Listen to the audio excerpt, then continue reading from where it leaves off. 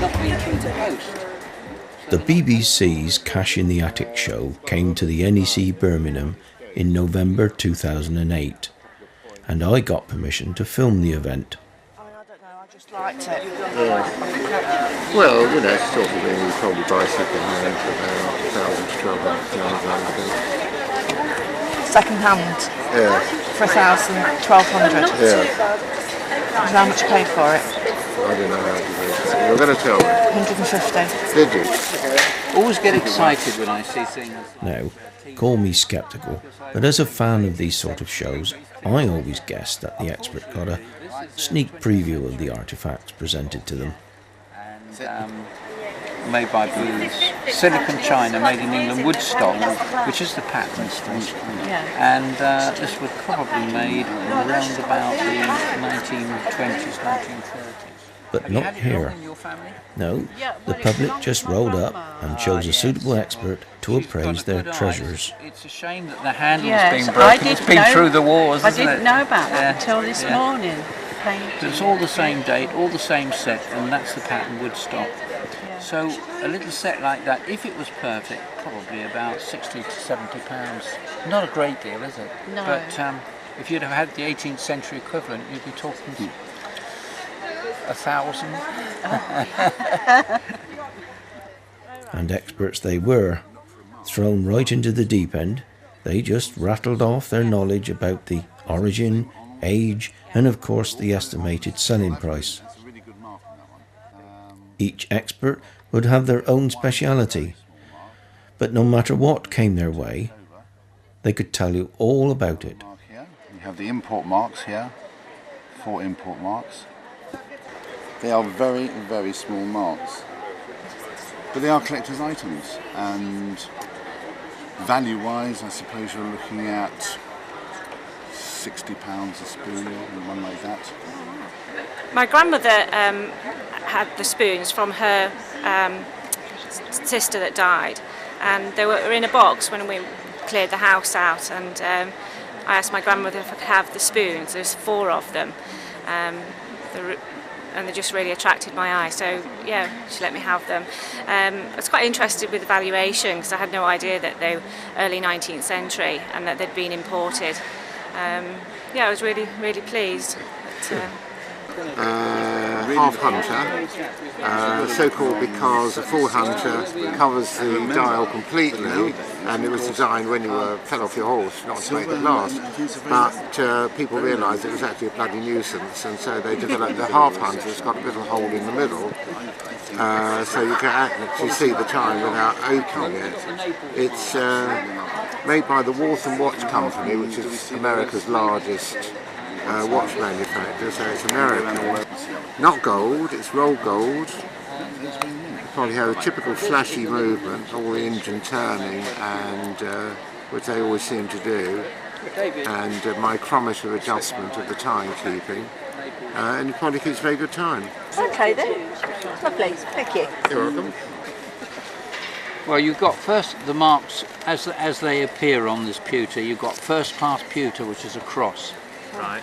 You've got the London mark here, which is one of the London pewterers, and then you've got the various makers' names in initials or in their symbols, which are there.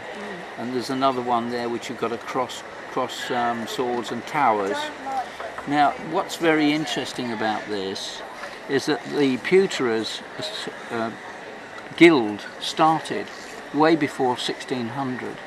But in the Great Fire of London in 1666, all the records were destroyed. So although they had wonderful records going all the way back, they were destroyed, and they started again from 1666. And value-wise? Value-wise, on a plate like that is going to be around about 80 pounds.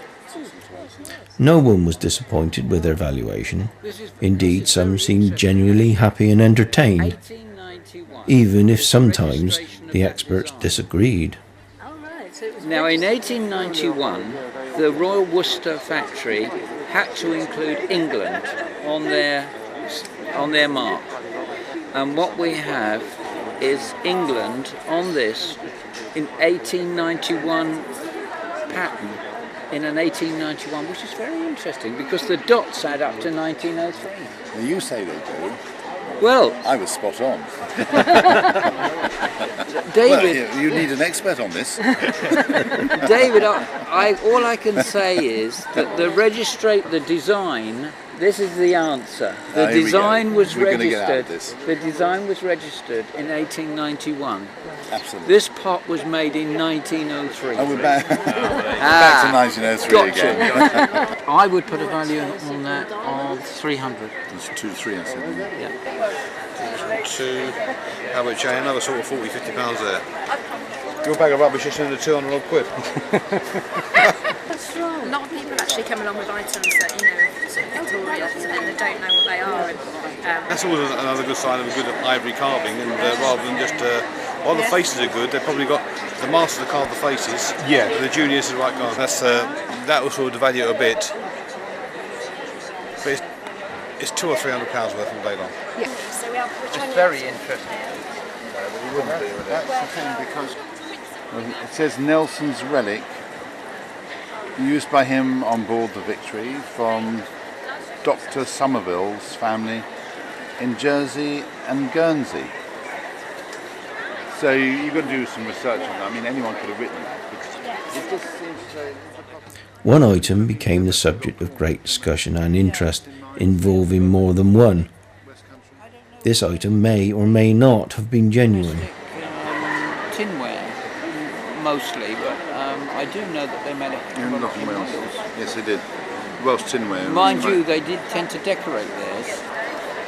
It was painted. Looks as though it was painted. Yes, it was With a enamel, decoration on it. probably black enamel. Got a piece of tinware, and we also have a little piece of paper here, some writing on it. It says it comes from Nelson relic used by him on board the Victory from Dr. Somerville's family in Jersey and Guernsey. It's an interesting piece in so much as that it really could have come off possibly the Victory or some of the fighting ships of the time.